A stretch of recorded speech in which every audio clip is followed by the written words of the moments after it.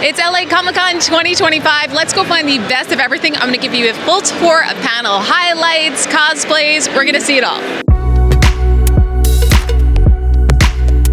Hey Q Crew, it's Juliet hanging out at LA Comic Con 2025. If you love going on fandom adventures, make sure you subscribe to the channel because that's what I do here. So today I'm right here in the middle of it all at LA Comic Con 2025 in the main hall. I'm going to give you a little bit of a taste of the con, so it's going to be a full tour, but we're going to focus on the highlights. I'm going to show you the best panels that I've attended. We're going to go through the shopping floor.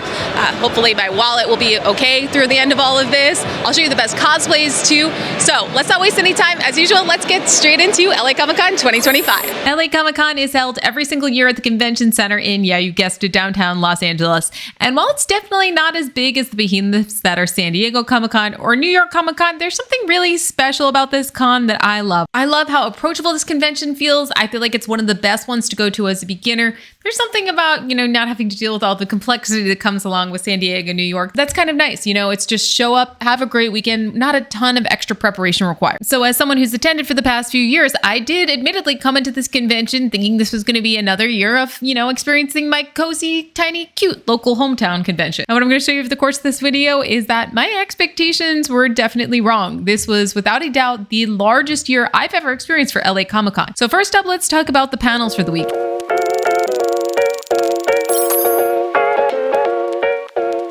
That features celebrities and experts from across the industry is definitely something that you probably have come to expect from a con. And panels are one of the areas where LA Comic Con has historically done some things differently in the past, and they did again this year. I always recommend thoroughly planning which panels you want to see before you get into con weekend. So of course, that's what I did in the LA Comic Con app. And right away, I noticed that again for 2025, there really isn't much going on Friday. Most of the main stage panels happened on Saturday, and truthfully, the main stage is kind of dead for most of the day on Sunday too. So this is a note if you're thinking about coming to this con next year. If you're someone who the main activity you want to do at cons is see panels, you want to sit in that main hall for 9 hours all day, all weekend, this might not be the best fit for you. Now, that being said, there were still some great panels that I caught over the course of the weekend, so let's talk about those. So the great thing about LA Comic Con is you can catch so many of the main stage panels really easily. You just walk up, it's right on the main show floor. I love how simple it is to see really the biggest panels of the weekend. But what I'm in line for right now is one of the upstairs panel. This is where some of the smaller panels happen, but still no need to really stress and get in line super early. I'm here half an hour. It's honestly probably overkill. Extremely predictable, yes, but I'm in line for the one theme park panel of the weekend, which is the Universal Hollywood panel. I think for pretty obvious reasons, if you know my theme park obsession, this was one of my most anticipated panels of the weekend. Now, they did cover Halloween Horror Nights. This was more a general kind of behind the scenes as to how the creative works for Halloween Horror Nights. Really, our vision for Horror Nights is what you see today. It was to license the biggest brands in the genre of horror, to try to bring them to life movie quality so that all of you, when you're going through the houses, you feel like you're living your favorite horror movie or TV show or music artist or video game. And everything that we do, we try to do with movie quality. Next up was FanFest Nights, but we didn't really learn much new. Only real factoid was that FanFest Nights, which is this after-hours event at Universal Studios Hollywood, was always intended to come back for 2026. Then the panel turned to Fast and Furious Hollywood Drift, the new coaster. Learned about the setting for the ride. Here, listen in. Look at this coaster when it's going around. You're just going to be looking at the coaster. I mean, that's just what it is. So we thought, let's take you behind the scenes and really open up how they actually make these movies.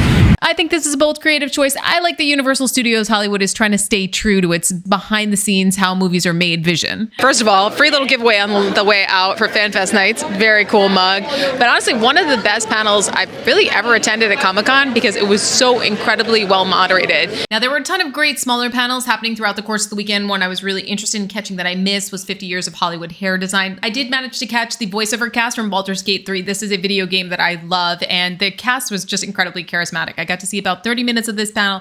Really lots of laughs and fun to hear about how this cast has honestly been on a kind of a world tour going from con to talk about this game because it's just so beloved. But as you know, on con weekends, there's always more than you can possibly get to. So I had to prioritize the rest of my panels really on the main stage. And you can find it out in the comments for who you think the marquee biggest star was at the show. But the Doctor Who cast, the Daredevil cast panel, and I'm going to throw my hat in the ring to say I think the single biggest panel of the weekend was the WandaVision panel with Paul Bettany and Elizabeth Olsen. Yeah, I had no costume.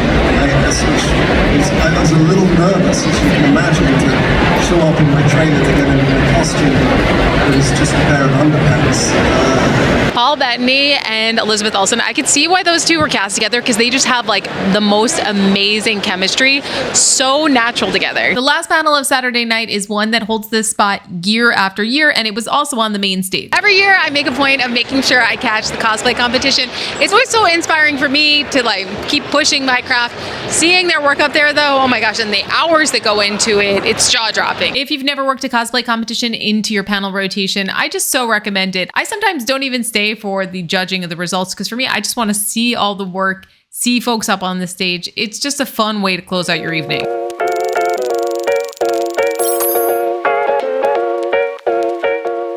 Artist Alley has a brand new home this year, so this is actually separate from the main show floor. They haven't done this any year prior. Probably some upsides and some downsides to that. What I am excited about, it seems to be bigger than ever. So in probably one of the most talked about decisions for LA Comic Con 2025, Artist Alley got a new home in a place called Kentia Hall. And there was a lot of chatter before the con even started of folks saying, hey, do you even know where this is? From the main lobby, you take an escalator ride down. It's a pretty short walk from there, and that's the new home for autograph signings and then all of Artist Alley. And here are my first impressions of the space. I thought this year LA Comic Con was bigger. This is huge. This has to be at least 2 times the size of last year's Artist Alley. I'm shocked. Now, does the space feel warm? Does it feel cozy? Yeah, that's a different story. And there definitely were some questions that started to come up for me of whether this space was getting as much foot traffic for the artists who were selling things as when it was part of the main show floor. But I'd love to hear from some vendors who were selling how they did over the course of the weekend. But with that, let's do a little bit of Artist Alley shopping, and I'm going to show you some of my favorites.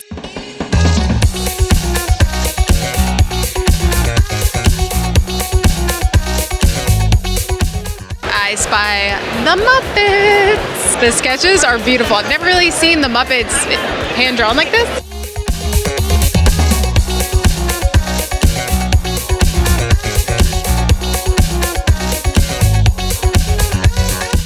This is good because now you don't feel like it's as depressing to be in a Pokeball. They've got a little home. So this is Pterodactyl, and what I love about this is Pokemon have their own little gaming setup. So Pikachu's is so cute, but like Snorlax is really getting after some, maybe a Twitch stream.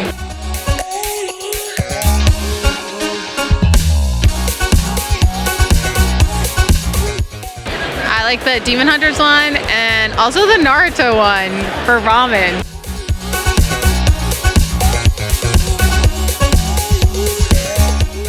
This is the art of Justin Orr. This art style, I feel like, not like anything else I've seen today.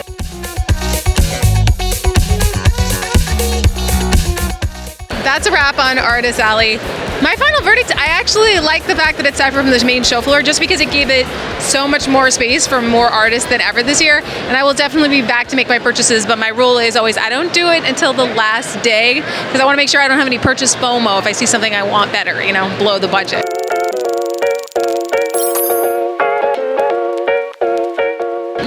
We're stepping into the West Hall in the gaming section. One of the really cool parts of LA Comic Con is not only is it just focused on movies, entertainment, and comics, there's actually a really big gaming presence here. And not only is it just like the big major publishers like, you know, Rockstar and EA, but there's tons of indie developers here too. So folks are working on more AA games. And one of the things I love about it, you can actually play a ton of the demos here, talk to the people who are actually building the games, and they even have a gaming stage where panels that are talking about specific games actually get, you know, a real spotlight. One of the places where I consistently spend more time than I anticipated every single year is the gaming section of the floor because I just love to get sucked in and play a ton of different video game demos. Oh, I can swim. I thought certainly I was going to drown. The real gaming highlight for me was this game called Royalty Free. It's a Smash style game, and of course everything is royalty free characters, so it's hilarious. You know, you can play Mother Goose, why not? This is a game that I will be wishlisting. I definitely will be checking out. I will say this is probably the only area of LA Comic Con 2025 that felt smaller to me than it did in years prior, but there was still definitely a respectable amount of games on the show floor. And I do really love the casual, relaxing couches and this little classic arcade section.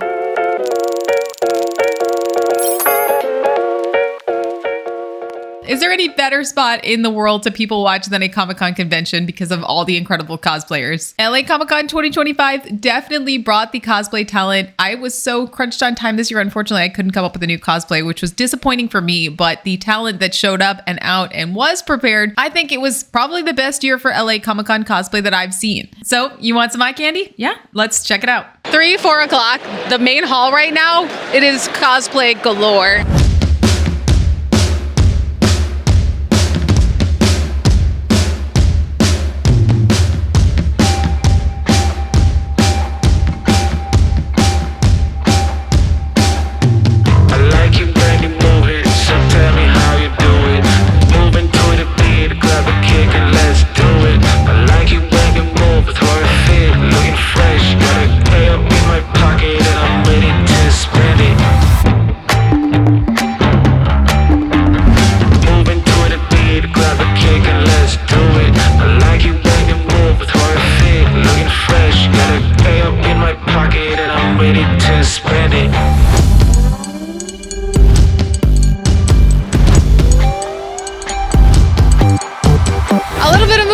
Because it is absolutely not possible to do all of LA Comic Con in one day. So, woo!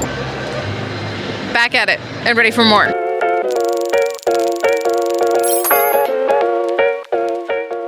A thing that I've never seen before at LA Comic Con is the horror concourse.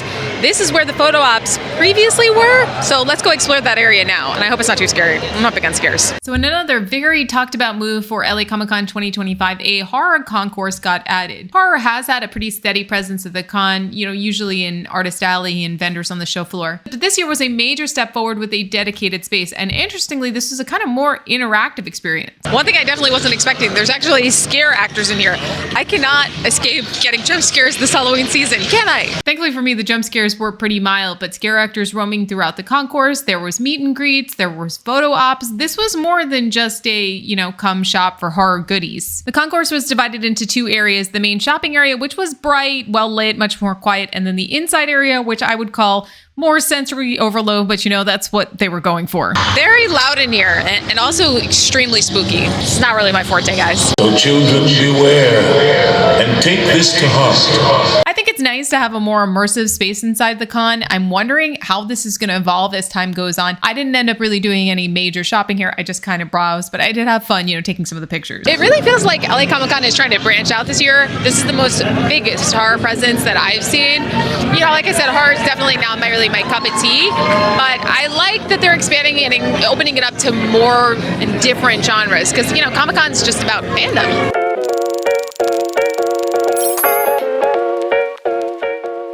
Akiba Station is where all the anime stuff is. It's right next to the gaming section, which I explored pretty thoroughly, but I don't know, these two being right next to each other, they just make sense together to me. Anime and gaming, they are like peanut butter and jelly. So in the West Hall is the anime section, aka Akiba Station. And it's a lot of what you'd expect and a little bit of some I didn't. In the usual suspects lineup, so many blind boxes, so many Labubus and Lafufus, and sorry guys, I cannot get into those. Lots of anime fandom merch, figurines, and clothing. And some of the clothing I thought was actually really cool. This store has some incredible hoodies.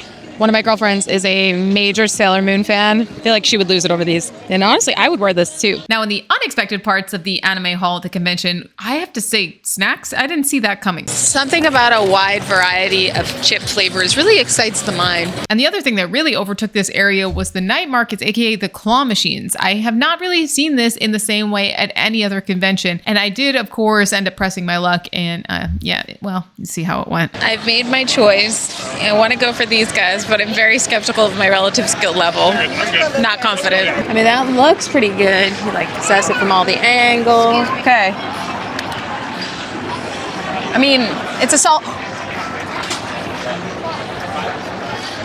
This is another section where I think it will leave some folks saying, hey, what is the identity of LA Comic Con? For me, as I mentioned earlier, I'm okay to see it branching out.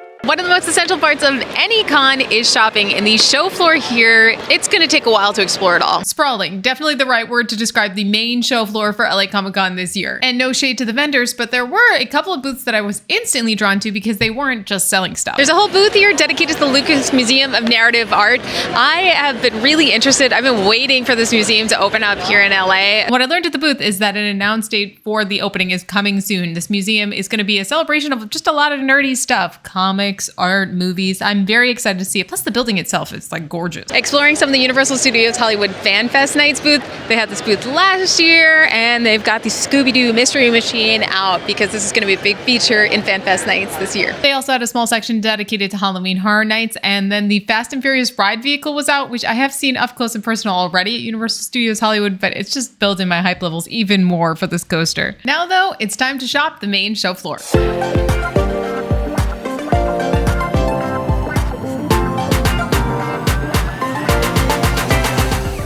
I love that we're doing the old school packaging design, even for, newer things in the IP.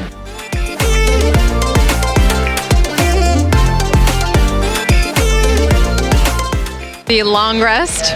This is a likely purchase. Ooh, it smells good.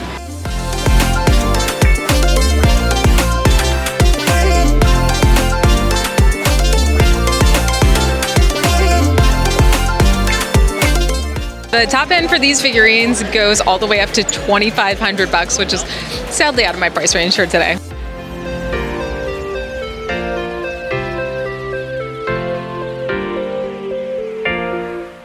All right, I had to break my own con rule because when there's only one left, you have to do the whole lap before you make a purchase thing. So TD Outpost has some incredible Star Wars stuff here, and yeah, I needed a new galactic map.